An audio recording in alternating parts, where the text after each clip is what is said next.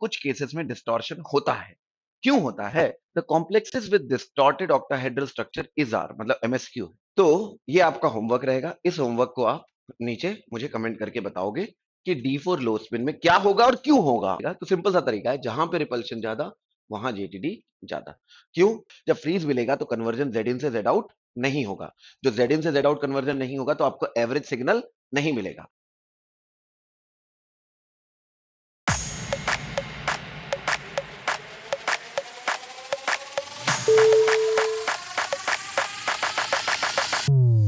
Ligand को इतना repel करने लगता है कि झट से टूट जाते हैं और ये 2L बना लेता है अलग। तो यहां से अपने दिमाग में एक चीज डाल लीजिए, फिर से बोल रहा हूं, जब भी जेड आउट होगा जेड एक्सिस पे कौन प्रेफर होगा? जहां पे ऑक्सीजन और मैंगनीज का स्ट्रॉन्ग बॉन्ड बनेगा वहां पे सल्फर और ऑक्सीजन का वीक बॉन्ड बनेगा। आपको पता है सल्फर सॉफ्ट होता है, ऑक्सीजन हार्ड होता है। हेलो बच्चों, बहुत बहुत स्वागत है आपका ईसाफ इंस्टीट्यूट में। आई होप आप लोगों को हमारे पुराने लेक्चर अच्छे लग रहे होंगे और आज का जो लेक्चर रहेगा वो रहेगा कॉन्सिक्वेंसेस ऑफ यान टेलर डिस्टॉर्शन। तो बच्चों, जब आप कॉन्सिक्वेंसेस पढ़ रहे होते हैं तो आप एक बात ध्यान रख लीजिए। इससे पहले अगर आप लोगों ने मेरी वीडियोस नहीं देख रखी है तो यान टेलर डिस्टॉर्शन की 2 वीडियोस डल चुकी हैं, तो वो दोनों की दोनों वीडियोस आप जरूर देखें। डिस्टॉर्शन पे जो कॉन्सेप्ट है उसको जरूर सीखें, फिर उसके बाद ये वीडियो देखने का मजा कुछ और ही होगा। ठीक है? तो अगर मैं बात करूं यान टेलर डिस्टॉर्शन की, तो हमारे पास एक कॉम्प्लेक्स होता है बच्चों। वो जो कॉम्प्लेक्स होता है, कॉम्प्लेक्स में आप जेटीडी करते हो, तो जेटीडी की वजह से ये क्या हो जाता है? ये एक डिस्टॉर्टेड कॉम्प्लेक्स हो जाता है ना? और जब ये डिस्टॉर्टेड कॉम्प्लेक्स बन जाता है तो इसमें इसके जो चेंजेस हैं वो क्या क्या चेंज कर सकते हैं, जिसकी वजह से इसका स्ट्रक्चर चेंज हो जाता है। अब जब स्ट्रक्चर चेंज हो जाता है तो इससे इसकी क्या क्या प्रॉपर्टीज अफेक्ट हो सकती है, ध्यान से देखिए। इससे इसका लीगेंड प्रेफरेंस अफेक्ट हो सकता है कि भाई कौन सा लीगेंड प्रेफर करेगा, कौन सा लीगेंड नहीं प्रेफर करेगा, है ना? इससे इसकी स्टेबिलिटी अफेक्ट हो सकती है, इससे इसकी लेबिलिटी अफेक्ट हो सकती है, लेबिलिटी या रिएक्टिविटी बोलूंगा। इससे इसका अगर आप बोलोगे तो स्पेक्ट्रा अफेक्ट हो सकता है भाई, क्योंकि स्ट्रक्चर चेंज हो गया है। इसकी वजह से भले आप इसका यूवी स्पेक्ट्रा लोगे जो इलेक्ट्रॉनिक ट्रांजिशन की बात करता है वो अफेक्ट हो जाएगा, क्योंकि लेपोर्टे सिलेक्शन रूल अलग हो जाएगा। इसके लिए थोड़ी सी ये सिमेट्री ज्यादा होगी, ये सिमेट्री कम होगी, तो लेपोर्टे थोड़ा ज्यादा अलाउड होना शुरू हो जाएगा। इसके अलावा अगर आप वहां पे जाते हैं, क्या कहते हैं उसे, आईआर स्पेक्ट्रा में, तो बॉन्ड लेंथ, बॉन्ड स्ट्रेंथ में फर्क पड़ जाएगा। तो वो सब फर्क पड़ने की वजह से उसका जो स्पेक्ट्रा है, भले यूवी है भले आईआर है, उस पर भी अफेक्ट पड़ने लगेगा। हाँ या ना? यूवी स्पेक्ट्रा में नंबर ऑफ ट्रांजिशंस वो भी चेंज हो जाएंगी। जैम के क्वेश्चंस में अगर आप देखेंगे, अगर आजकल के जो लेटेस्ट क्वेश्चंस देख रहे हैं वहां पे ये नंबर ऑफ ट्रांजिशंस तक पूछने लगे जैम में। नेट गेट तो अलग बात है, ठीक है? तो आप ये समझिए कि ये जो जेटीडी है ये उसको भी अफेक्ट करती है। तो इस तरह अगर आप देखेंगे तो आपको ये सारी चीजों में चेंजेस मिल जाएंगे, और आज का पूरा लेक्चर मेरे इन सारे फैक्टर को डिफाइन करेगा। ठीक है कि नहीं? ठीक है। सबसे पहला जो कॉन्सेप्ट है वो है D8 का। ठीक है? D8 में क्या रहेगा? अगर मैं D8 की बात करूं, आपको अगर D8 याद हो, है ना, तो D8 अगर आप देखोगे तो T2G6 और EG2 ये सिमेट्रिकली फिल्ड रहता है ना? क्यों रहता है ये सिमेट्रिकली फिल्ड? क्योंकि जब हम इसको अलग अलग जगह पे बांटते हैं ऐसे, अगर मैं इसमें डिस्टॉर्शन कर भी देता हूं, मान लीजिए मैंने जेड आउट डिस्टॉर्शन कर दिया, अगर मैं इसमें डिस्टॉर्शन कर भी देता हूं तो यहां पे मान लेते हैं D X square minus Y square आ गया, और यहां पे डी जेड स्क्र आ गया, और जब इसको डिस्टॉर्ट कर रहा हूं तो डी एक्स वाई और D X Z Y Z आ जाएगा बच्चों, यही आएगा। हाँ या ना? ये जेड आउट वाली है, क्लियर? जेड आउट वाली डिस्टॉर्शन आपने कर दी। अगर मैं कर भी देता हूं तो मैं यहां पे अगर आपके 8 इलेक्ट्रॉन भरूंगा तो आप ऐसे तो भरते नहीं, इसको 8वें इलेक्ट्रॉन को यहां भरते हो, हाँ या नहीं। और जब आप इसमें एनर्जी चेंज चेक करते हो इसके रिस्पेक्ट में, जहां पे 8 इलेक्ट्रॉन यहां रहते हैं, क्लियर। तो आप जब ऐसे भरते हो और जब आप एनर्जी चेंज करते हो तो यहां पे नेट गेन इन एनर्जी 0 होता है, नेट गेन इन CFSC 0 होता है। तो कहता है कि जब मुझे एनर्जी का कोई फायदा ही नहीं तो मैं बेमतलब में Z आउट क्यों शो करने जाऊंगा या Z इन क्यों शो करने जाऊंगा। क्लियर है कि नहीं, मुझे ऐसा करके क्या मिलेगा। आप ऐसे कह रहे हो कि मैं इसको Z आउट शो कर दूं, मुझे करके क्या मिलेगा। इसीलिए यान टेलर डिस्टॉर्शन बोल देता है कि भाई जब भी कभी सिमेट्रिकली फील्ड होते हैं ये लोग डिस्टॉर्टेड नहीं होते। पर अगर आप इसको ध्यान से देखने जाओगे तब आपको क्या समझ में आएगा, इन दोनों के बीच का गैप अगर मैं del1 बोल देता हूं, इन दोनों के बीच का गैप अगर मैं del2 बोल देता हूं, क्लियर। तो जनरल केस क्या रहता है, जनरल केस क्या रहता है बच्चों कि del1 del2 से कम रहता है और del2 पेयरिंग एनर्जी से कम रहती है, क्लियर। मतलब पेयरिंग एनर्जी ज्यादा पड़ती है del2 से, ये वाले del2 से, क्लियर। ये वाले del2 से पेयरिंग एनर्जी ज्यादा पड़ती है, इसीलिए 8वां इलेक्ट्रॉन ऊपर चला जाता है, ये जनरल केस है। पर मैंने आपको पहले भी बताया है मैग्नीट्यूड ऑफ डिस्टॉर्शन के बारे में। मैग्नीट्यूड ऑफ डिस्टॉर्शन में मैंने क्या बोला था, जितनी ज्यादा डेल नॉट होगा, जितना ज्यादा रिपल्शन होगा यानी डेल नॉट होगा, उतना ज्यादा मैग्नीट्यूड ऑफ क्या होगा, जेटीडी होगा। उतना ज्यादा मैग्नीट्यूड ऑफ क्या होगा, जेटीडी बनेगा, हाँ या ना बोलिए, यस और नो। उतना ज्यादा जब आपको जेटीडी मिलेगा तो अगर मेरा लीगेंड फील्ड कहीं इतना बड़ा बन जाए कि ये del2 की वैल्यू बढ़ जाए पेयरिंग एनर्जी से, यानी एक ऐसा स्पेशल केस बन जाए, कोई ऐसा स्पेशल केस बन जाए जहां पे del1 तो पेयरिंग एनर्जी से कम ही हो पर del2 ज्यादा हो जाए, del2 ज्यादा हो जाए बच्चों, क्या ज्यादा हो जाए, del2। अगर del2 ज्यादा हो गया बच्चों, अगर del2 ज्यादा होगा, ये तब होगा जब हाई डेल नॉट होगा। और डेल नॉट कब ज्यादा होगा, डेल नॉट कब ज्यादा होता है, तो ये केस बनता है अगर निकल 2+ है तो ligand field should be greater than equal to cyanide, तब होता है। या कॉपर 3+ है, 4d8 है, 4d8 है और 5d8 है, 4d8 और 5d8 है, ये तो ऑलवेज इनका डेल नॉट इतना ही रहता है कि del2 की वैल्यू पेयरिंग एनर्जी से ज्यादा होती है। अगर ये केस बन जाता है, अगर ये केस बन जाता है तो आप पाओगे ये 8वां इलेक्ट्रॉन इधर क्रॉस करके नहीं गया, 8वां इलेक्ट्रॉन वापस यहीं बैठ जाता है। तो मैंने आपको ये वाले केसेस तो बता दिए। जब 8वां इलेक्ट्रॉन यहीं बैठ जाता है तो क्या होगा, Z में इलेक्ट्रॉन डेंसिटी अच्छी खासी बढ़ जाती है, Z में इलेक्ट्रॉन डेंसिटी अच्छी खासी बढ़ जाती है बच्चों। तो यहां पे अब ये जैसे जनरल केस में, अगर आप ये जनरल केस था, यहां पे आपका D8 कॉम्प्लेक्स पैरामैग्नेटिक आता है, पैरामैग्नेटिक ऑक्टाहेड्रल आता है, चलेगा। D8 कॉम्प्लेक्स पैरामैग्नेटिक ऑक्टाहेड्रल आता है, क्लियर है कि नहीं क्लियर है। पर अगर आप इसको देखेंगे, अगर आप इसको देखते हैं तो यहां पे पेयरिंग हो जाती है बच्चों, क्या हो जाती है, पेयरिंग। और जैसे ही पेयरिंग हो गई, ये वाला केस D8, ये वाला जो केस होता है ये डायामैग्नेटिक बन जाता है।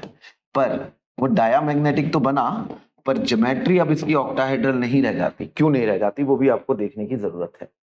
अगर आप देखोगे क्योंकि सारी की सारी इलेक्ट्रॉन डेंसिटी Z में आ जाती है, सारी की सारी इलेक्ट्रॉन डेंसिटी dz स्क्वायर में आ गई है, देखो आ गई है कि नहीं, सारी की सारी इलेक्ट्रॉन डेंसिटी किस में आ गई है, dz स्क्वायर में आ गई है। जब dz स्क्वायर में आ जाती है तो ये लीगेंड को इतना रिपेल करने लगता है, Z वालों को लीगेंड को इतना रिपेल करने लगता है कि झट से टूट जाते हैं और ये 2l बना लेता है अलग, और आपका ये वाला कॉम्प्लेक्स स्क्वायर प्लेनर बना लेता है। और स्क्वायर प्लेनर बनाते ही ये dz स्क्वायर और नीचे आ जाता है और आप क्या करने लगते हो, आपको स्क्वायर प्लेनर कॉम्प्लेक्स यानी यहाँ पे जो सबसे ऊपर मिलता है वो मिलता है dx square minus Y square, फिर dxy, फिर dz स्क्वायर और फिर dxz yz। और यहां पे ये आपको ऐसा डायामैग्नेटिक मिल जाता है।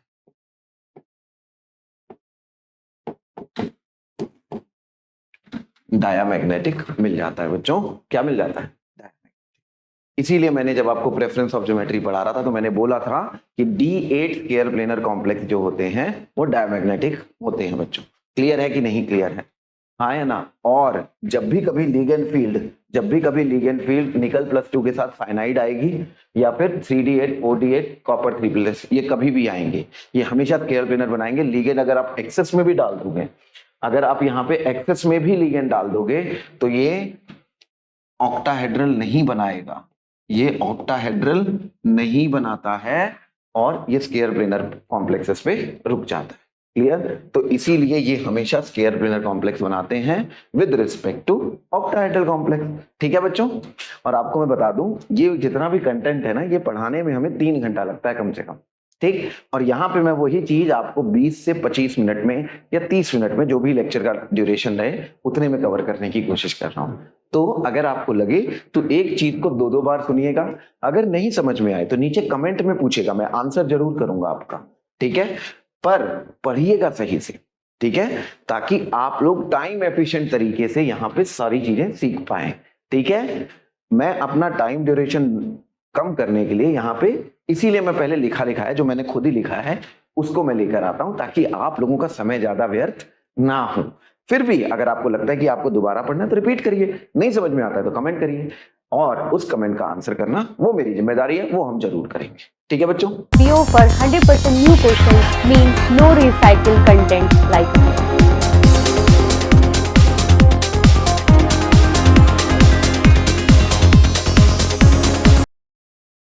नेक्स्ट आता है CO साइनाइड 6,4- का नॉन एग्जिस्टेंस।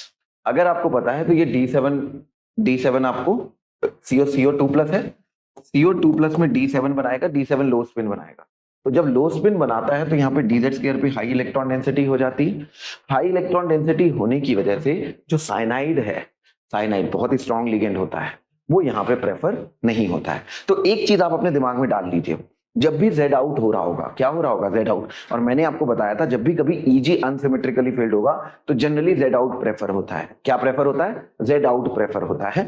तो जब भी Z आउट शो कर रहा है तो Z स्क्वायर में तो इलेक्ट्रॉन डेंसिटी बढ़ेगी, तो वो वहां पे स्ट्रॉन्ग फील्ड लिगेंड को प्रेफर नहीं करेगा, क्योंकि Z में जैसे ही इलेक्ट्रॉन डेंसिटी बढ़ेगी वो लिगेंड को रिपेल करना शुरू कर देगा। क्लियर है? तो अब जब ये लिगेंड को रिपेल करेगा तो साइनाइड क्या चला जाएगा? दूर जाना लगेगा। जब दूर जाने लगा तो इसीलिए ये COCN6 कभी लैब में बन नहीं पाता है। तो जब आप COCN6 को साइनाइड एक्सेस डालते हो और H2O सॉल्वेंट में बनाने की कोशिश करते हो, ये कभी भी COCN6 4- नहीं बनता है, बल्कि आप जब इसमें डालते हो तो यहाँ पे साइनाइड की जगह एक H2O लिगेंड लग जाता है। क्या लग जाता है? H2O, क्योंकि H2O is a weak field ligand, तो ये Z एक्सिस पे प्रेफर हो जाता है। तो यहां से अपने दिमाग में एक चीज डाल लीजिए, फिर से बोल रहा हूं, जब भी Z आउट होगा Z एक्सिस पे कौन प्रेफर होगा? Weak field ligand. जब भी Z आउट होगा Z एक्सिस पे कौन प्रेफर होगा? Weak field ligand. ठीक है? तो सिमिलरली इसीलिए ये चीज एग्जिस्ट करती है और D7 लो स्पिन होता है। अब आपसे क्वेश्चन में पूछ लेता है, तब हम डरते रहते हैं कि भाई कोबाल्ट +2 का यहाँ पे क्या लगाए, लो स्पिन लगाएं कि हाई स्पिन? क्योंकि ये एक स्पेशल केस है कि COCN6 नहीं बनता है और H2O लग के बन जाता है D7 लो स्पिन। ये आपको याद करना पड़ेगा कि ये D7 लो स्पिन का केस है। अगर आप यहीं पे CONO2 6-4- लगाओगे, ये भी D7 लो स्पिन है, ये एग्जिस्ट करता है क्योंकि ये साइनाइड से वीक फील्ड है, इसीलिए एग्जिस्ट कर जाता है बच्चों। ठीक है? अब हम तीसरे केस पे आते हैं। अभी जो मैंने आपको बात बताई कि अगर Z आउट कौन होता है तो Z एक्सिस पे कौन प्रेफर होता है? Z एक्सिस पे कौन प्रेफर होता है? Weak field. क्योंकि COCl2.2H2O है तो आप पाओगे क्लोरीन और H2O, क्लोराइड और H2O।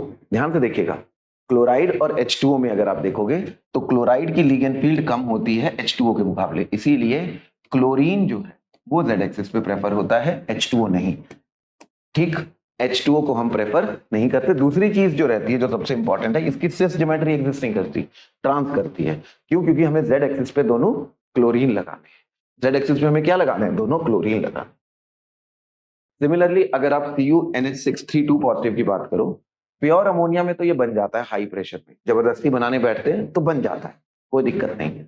पर जब आप ये वाटर में बनाने को बैठते हो तो आपको पता है लिगेंड फील्ड वाटर की कम होती है अमोनिया से, और कॉपर 2+ में JTD होगा और Eg अनसिमेट्रिकली फील्ड है तो Z आउट होगा। क्या होगा? Z out. और जब वो Z आउट हो रहा है बच्चों, आपको पता ही लग गया होगा, जब वो Z आउट हो रहा है तो क्या होता है यहाँ पे, अगर आप देखोगे तो क्योंकि वाटर जो है वो वीक फील्ड है तो वाटर प्रेफर हो जाता है अमोनिया पे। जितनी मर्जी जान लगा लो, जितना मर्जी अमोनिया घुसा लो इसके अंदर, ये अमोनिया यहाँ पे नहीं आता, यहाँ पे वाटर ही रहता है। और पहले पहले तो हमें ये वाटर पता भी नहीं लगता था, बड़े लंबे बॉन्ड बना के रहता है, ऐसे लंबे से बॉन्ड। वो तो जब हमने एक्सआरडी किया तो एक्सआरडी में निकल के आया कि ये लंबे बॉन्ड जो है वो वाटर के ही हैं, ठीक है। वरना जब आप सोल्यूशन में लगते थे तो सोल्यूशन में क्या लगता था, ये तो सॉल्वेंट वैसे ही लगा हुआ है, ये वाटर के साथ कोऑर्डिनेटेड, मतलब कॉपर के साथ कोऑर्डिनेटेड नहीं है, ये तो वाटर बहुत दूर है। इसीलिए आप ये वाला स्फीयर लेते थे सिर्फ, और जब ये स्फीयर लेते थे तो आप बोलते थे copper ammonia 4 2+ is a square planar complex. पर असल में वहां पे दो वाटर मॉलिक्यूल लगे रहते हैं पर वो थोड़ा दूर रहते हैं, ठीक है। होता ही ऑक्टाहेड्रल कॉम्प्लेक्स ही है,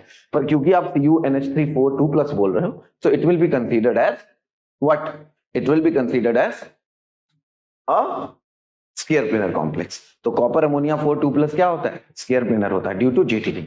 ठीक है कि नहीं? ठीक। हेलो बच्चों, आई होप आपको ये वीडियो बहुत पसंद आ रहा होगा। अगर आप ऐसा ही एक्सक्लूसिव कंटेंट पाना चाहते हैं तो डाउनलोड कीजिए ASAP ChemTime ऐप, जहां पे आपको IIT JAM, CSIR NET, GATEs, UET PG, assistant professor, PGT chemistry, इन सभी एग्जाम्स की टेस्ट सीरीज, मटेरियल्स, कोर्सेज सब कुछ मिल जाता। तो देरी किस बात की है, डाउनलोड कीजिए ASAP ChemTime ऐप या कांटेक्ट कीजिए नीचे दिए हुए नंबर पे। चलिए कंटिन्यू करते हैं अपनी वीडियो में। अब हम देखेंगे कॉपर सल्फेट .5H2 जिसे हम ब्लू विट्रियोल भी बोलते हैं। अब इसमें क्या बात है बच्चा, जरा अगर आप ध्यान से देखेंगे तो कॉपर सल्फेट में जो लिगेंड फील्ड है वो सल्फेट की कम होती है वाटर से, तो डेफिनेटली Z एक्सिस पे कौन प्रेफर होगा? सल्फेट प्रेफर होगा। तो इसीलिए आप पाएंगे कि ये जो सल्फेट है ये कहाँ है, ये जो सल्फेट है ये कहाँ है? Z एक्सिस पे है। ये देखिए ये वाला सल्फेट कहाँ है? ये Z एक्सिस पे है, तो दोनों के दोनों Z एक्सिस पे चले गए, 4 वाटर आपके यहाँ चले गए। और जो 5वां वाटर होता है वो आपका हाइड्रोजन बॉन्डिंग करने के काम आता है, CuSO4.5H2 जिसे हम ब्लू विट्रियोल भी बोलते हैं। तो ये भी Z एक्सिस पे क्यों प्रेफर हुआ? क्योंकि इसकी लिगेंड फील्ड कम है, या एंटीलर डिस्टॉर्शन हुआ है, DZ में इलेक्ट्रॉन गया है, ज्यादा इलेक्ट्रॉन डेंसिटी Z पे है, तो वीक फील्ड लिगेंड प्रेफर होगा Z एक्सिस पे, ठीक है। अगले की अगर हम बात करें तो अब हम बात करते हैं यूवी स्पेक्ट्रम ऑफ Ti3+ यानी D1 ऑक्टाहेड्रल कॉम्प्लेक्स। अगर आप D1 ऑक्टाहेड्रल कॉम्प्लेक्स लेते हैं तो क्योंकि आप अगर उसे परफेक्ट ऑक्टाहेड्रल समझते हैं, क्या समझते हैं कि अगर वो परफेक्ट ऑक्टाहेड्रल होता तो यहाँ पे T2G में एक इलेक्ट्रॉन है, यहाँ पे जाके एक डेल नॉट मिल जाता, आपको ऐसा स्पेक्ट्रा मिलना चाहिए। क्लियर है कि नहीं? पर आपको पता है इसके अंदर कंप्रेशन हो जाता है, ये तो मैंने पढ़ाया था कि D1 में कंप्रेशन होना चाहिए। तो जब कंप्रेशन हो जाता है तो कंप्रेशन होने के बाद जैसे आपका स्क्वायर पिरामिडल या स्क्वायर प्लेनर कॉम्प्लेक्सेस में DXY और x square minus y square के बीच में डेल नॉट मेंटेन रहता है, वो तो मेंटेन रहता ही रहता है, बस DYZ और DZ स्क्वायर थोड़ा ऊपर चले जाते हैं। क्लियर है ना? तो अगर आप पाएंगे कि आपका एक इलेक्ट्रॉन तो अब DXY में है, अगर आपको इसको क्या कराना है, एक्साइट कराना है, तो क्या होगा? वेव नंबर 1, वेव नंबर 2 और वेव नंबर 3, ऐसे करके आपको 3 स्पेक्ट्रा, 3 लाइंस मिलनी चाहिए। पर क्योंकि आप स्पेक्ट्रा ले रहे हैं यूवी, पर ये जो न्यू1 होता है ये लाई करता है IR रीजन में। कहाँ लाई करता है? IR। मैंने भले यहाँ पे आपको दिखा दिया पर ये IR रीजन में उतने अच्छे से दिखता नहीं है, क्योंकि आप यूवी स्पेक्ट्रा ले रहे हो यानी यूवी विजिबल रेंज में आ रहे हो, तो ये आपको नहीं मिलेगा।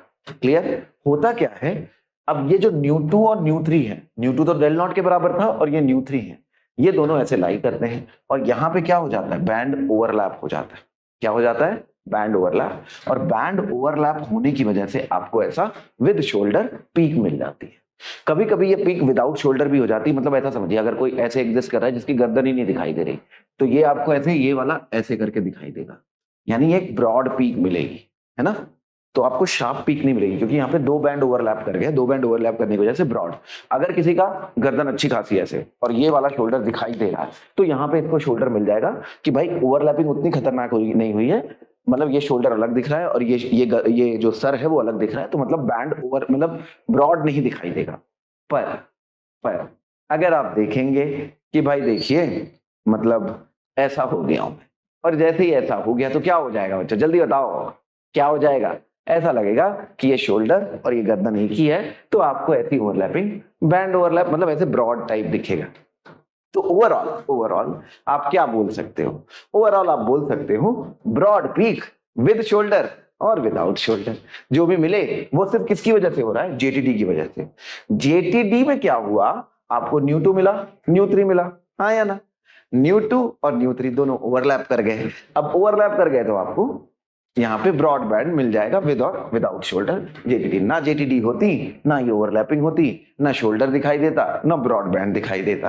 क्लियर है कि नहीं क्लियर। अगर आपसे कोई पूछे कि इसमें एक्सपेक्टेड ट्रांजिशन कितनी थी, तो या फिर कितनी ट्रांजिशंस थी, तो वो हमेशा एक्सपेक्टेड ही बताई जाती हैं। क्या बताई जाती है बच्चों, एक्सपेक्टेड। वहां पे कोई जल्दी नहीं की जाती, वहां पे कुछ नहीं देखा जाता कि भाई ये ओवरलैप हो गया नहीं हो गया। हमें बस ये बताना होता है ये इलेक्ट्रॉन के पास कितने पॉसिबल ट्रांजिशंस हैं, तो वो हमेशा 3 ही रहेंगी। तो क्वेश्चन पूछा जाएगा number of transitions in Ti3+, answer लिखोगे 3। अगर 3 ऑप्शन में नहीं है इसका मतलब वो 1 बोल रहा है। क्लियर। अगर 3 ऑप्शन में है तो आपको हमेशा 3 ही लगाना है। क्लियर है कि नहीं क्लियर। बहुत मजा आएगा। देखिए होता क्या है, पहले आप डीएमएसओ को समझिए। यहां पे हम लोग क्या कर रहे हैं, IR spectrum of Mn DMSO6। DMSO solvent होता है जनरली, पर डीएमएसओ का Mn3+ के साथ कॉम्प्लेक्स देख रहे हैं। ठीक, तो जब ये डीएमएसओ है तो डीएमएसओ को आप देखोगे ये इसका स्ट्रक्चर है। अब ये वाली जो चीज है ये ऑक्सीजन डोनर है और ये सल्फर डोनर है। अब आपको पता है सल्फर सॉफ्ट होता है, ऑक्सीजन हार्ड होता है। तो ऑक्सीजन Mn2+ और Mn3+ जैसे हार्ड आयंस के साथ जुड़ता है, और अगर रुदेनियम 2+ या कोई भी सॉफ्ट आयन आता है तो सल्फर उसके साथ जुड़ना प्रेफर करता है। पर जब दोनों जुड़ते हैं दोनों की प्रॉपर्टीज अलग अलग है। मतलब अगर ऑक्सीजन जुड़ जाएगा तो ये सिंगल बॉन्ड में कन्वर्ट हो जाता है बच्चों। तो यानी ऑक्सीजन के जुड़ने से इनकी बॉन्ड स्ट्रेंथ कम हो जाती है। जितनी स्ट्रॉन्ग बॉन्डिंग ऑक्सीजन करेगा उतनी वीक बॉन्डिंग होगी सल्फर और ऑक्सीजन की। एम आई क्लियर और नॉट। और ऑपोजिट साइड पे जब आप सल्फर से जोड़ोगे मेटल को तो ऑक्सीजन का लोन पेयर यहां इन्वॉल्व होने लगता है। कहने का मतलब ये ट्रिपल बॉन्ड होता है, तो बॉन्ड स्ट्रेंथ बढ़ने लगती है। जितना खतरनाक सल्फर बॉन्ड बनाएगा मेटल से उतना ऑक्सीजन यहाँ पे इन्वॉल्व हो। एम आई क्लियर और नॉट। तो इसीलिए जो सल्फर डोनर में एसओ बॉन्ड स्ट्रेंथ की अगर हम बात करें तो सल्फर डोनर में ज्यादा होगी फ्री डीएमएसओ से, ठीक, और ऑक्सीजन डोनर की कम होगी। और ऑक्सीजन जितना डोनेट करेगा उतनी और कम होती जाएगी। तो हम सिर्फ एसओ बॉन्ड को पढ़ के ही, एसओ बॉन्ड का आईआर स्पेक्ट्रा लेके ही हम बता सकते हैं कि हमारा कॉम्प्लेक्स कैसा बना है। क्लियर है कि नहीं क्लियर। हमारा कॉम्प्लेक्स कैसा बना है ये हम एसओ बॉन्ड को देख के ही बता सकते हैं। अगर मैंने यहाँ पे मैंगनीज का स्पेक्ट्रा ले रहा हूं तो आप मुझे बताइए कौन जुड़ेगा, ऑक्सीजन जुड़ेगा कि सल्फर। डेफिनेटली ऑक्सीजन जुड़ेगा। क्यों ऑक्सीजन जुड़ेगा, क्योंकि Mn+3 हार्ड है ना। तो कहने का मतलब जब ऑक्सीजन जुड़ेगा मैंगनीज से तो जहां पे ऑक्सीजन और मैंगनीज का जितना स्ट्रॉन्ग बॉन्ड बनेगा सल्फर और ऑक्सीजन का उतना वीक बॉन्ड बनेगा। एम आई क्लियर और नॉट। इतनी सी बात तो क्लियर है कि नहीं क्लियर, जल्दी बताइए। जहां पे ऑक्सीजन और मैंगनीज का स्ट्रॉन्ग बॉन्ड बनेगा वहां पे सल्फर और ऑक्सीजन का वीक बॉन्ड बनेगा। हाँ या ना बोलिए, यस। तो अगर आप ध्यान से देखें तो ये मैंने बना रखा है Mn3+ D4 हाई स्पिन है बड़े आराम से, और ये ऑक्सीजन जुड़ा हुआ है। अब जब D4 हाई स्पिन है आपको पता है Eg अनसिमेट्रिकली फील्ड है, और जब Eg अनसिमेट्रिकली फील्ड होता है तो Z आउट मिलेगा। Z आउट में 2 ऑक्सीजन और Mn के बॉन्ड वीक होंगे और 4 Mn और ऑक्सीजन के बॉन्ड स्ट्रॉन्ग होंगे। तो SO का जस्ट ऑपोजिट हो जाएगा। 4 बॉन्ड SO के, क्योंकि ये बॉन्ड स्ट्रॉन्ग है ऑक्सीजन और Mn के, 4 SO के वीक बॉन्ड मिलेंगे। यहाँ पे वीक बॉन्ड मिला, ठीक। और यहाँ पे क्योंकि ये बॉन्ड वीक है Mn और ऑक्सीजन का, ऑक्सीजन और सल्फर का बॉन्ड स्ट्रॉन्ग हो जाएगा। हाँ या ना। तो इसी तरह अगर आप SO बॉन्ड की बात करोगे तो 2 स्ट्रॉन्ग बॉन्ड मिलेंगे और 4 वीक बॉन्ड मिलेंगे। क्लियर है कि नहीं क्लियर। SO के ये दोनों स्ट्रॉन्ग होंगे एक्सियल वाले, और इक्वेटोरियल वाले वीक होंगे। होंगे कि नहीं होंगे, जल्दी बताइए। यस। तो अगर आप देखेंगे आईआर स्पेक्ट्रा अगर आप पढ़ते हैं तो wave number 1/2πc root K और mu, K is directly proportional to bond strength. तो बॉन्ड स्ट्रेंथ इंक्रीज होगी तो K इंक्रीज होगा, और K इंक्रीज होगा तो वेव नंबर इंक्रीज होगा। क्लियर? तो हमने जब एसओ का स्पेक्ट्रा लिया तो हमें 3 पीक मिली। कितनी पीक्स मिलती है वहां पे? 3 पीक, MnDMSO, जो कि डीएमएसओ तो सॉल्वेंट ही है। तो एक तो फ्री सॉल्वेंट की पीक है, वो 1055 पे, क्योंकि सबसे स्ट्रॉन्ग बॉन्ड वहीं मिला। फिर जितना स्ट्रॉन्ग होता जाएगा एसओ बॉन्ड, जितना स्ट्रॉन्ग होता जाएगा एसओ बॉन्ड, उतना ज्यादा मिलता है। तो डेफिनेटली जब फ्री था तो सबसे ज्यादा स्ट्रॉन्ग बॉन्ड था। बाद में बॉन्ड वीक बन गए। जैसे अब यहां पे देखोगे तो रिलेटिवली ये थोड़ा ज्यादा स्ट्रॉन्ग है एक्सियल वाला। तो 2 बॉन्ड आपको जेड एक्सिस वाले स्ट्रॉन्ग मिले 960 पे, और 4 और वीक थे जो आपको एक्स वाई प्लेन में मिला। और अगर आप इनका इंटेंसिटी रेशियो देखोगे, intensity is directly proportional to number of bonds, तो इंटेंसिटी रेशियो देखोगे तो ये 2 है और ये 4 है। 2/4 का रेशियो 1:2 में मिलेगा, और यही गेट में क्वेश्चन आ रखा था। अब हम आते हैं डिस्प्रोपोर्शनेशन ऑफ कॉम्प्लेक्सेस पे। क्यों? अगर आप Au2+ का कॉम्प्लेक्स देखेंगे, है ना, तो AuF2 ले लीजिए, मान लीजिए ये ऑक्टाहेड्रल कॉम्प्लेक्स है, 5d9 है। अब Au क्योंकि 5d9 है तो इसका डेल नॉट बहुत ज्यादा होगा, क्योंकि n की वैल्यू 5 है। अब डेल नॉट बहुत ज्यादा होगा तो पहली बात तो 5d9 है तो Eg अनसिमेट्रिकली फिल्ड होगा, है ना, ये Eg अनसिमेट्रिकली फिल्ड है। जब Eg अनसिमेट्रिकली फिल्ड होगा तो JTD होगा। अब क्योंकि डेल नॉट ज्यादा है तो JTD बहुत ही ज्यादा होगा, है ना। डेल नॉट ज्यादा है तो JTD तो ज्यादा मिलेगा कि नहीं मिलेगा बच्चों? तो डेल नॉट ज्यादा होने से JTD ज्यादा हो गया। अब ज्यादा होने से क्या हो गया? ये बहुत ही ऊपर चला गया। तो भाई जब इतनी एनर्जी बढ़ ही गई है, जाने दो, हाँ या ना?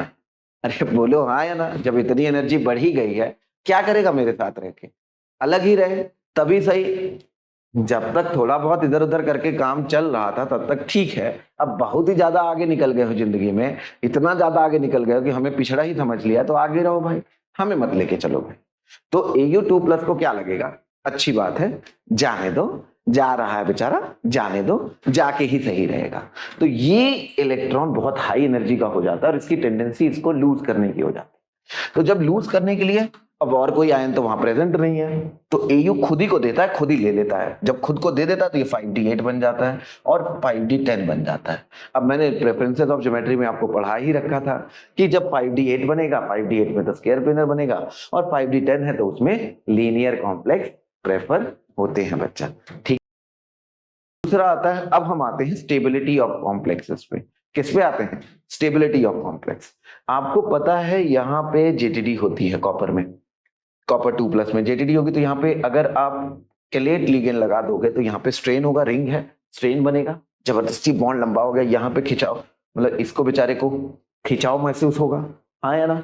तो क्या होता है, अगर आप H2O लगा दो तो वो बॉन्ड स्ट्रॉन्ग रह जाता है, मतलब क्योंकि ये वीक फील्ड लिगेंड है और केलेट भी नहीं है, तो ये प्रेफर हो जाता है, इसीलिए ये वाला कॉम्प्लेक्स ज्यादा स्टेबल है। क्लियर है बच्चों? लास्ट में Irving William series. Irving William series आगे चल के हम लोग स्टेबिलिटी ऑफ कॉम्प्लेक्सेस में पढ़ेंगे। अभी आपको बता देता हूं, जितना छोटा एन होता है उतना स्ट्रॉन्ग बॉन्ड बनाएगा, उतना ज्यादा स्टेबल होता है। जिसकी CFSC जितनी ज्यादा होती है वो उतना ज्यादा प्रेफर होता है, क्योंकि स्टेबिलिटी ज्यादा मिलती है।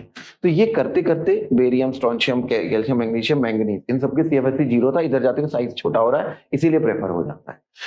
मैंगनीज से जब इधर आते हो आप, मैग्नीशियम का साइज तो बहुत छोटा है, पर मैंगनीज में Z इफेक्टिव ज्यादा होता है, क्योंकि ट्रांजिशन मेटल है। यहाँ पे D5 हो जाता है, D5 की वजह से इसका Z इफेक्टिव ज्यादा हो जाता है, इसीलिए इसका स्ट्रॉन्ग बॉन्ड बन जाता है। क्लियर? मैंगनीज से जब आयरन की तरफ आते हो बच्चों, यहाँ पे से CFSC बढ़ रही है निकल तक।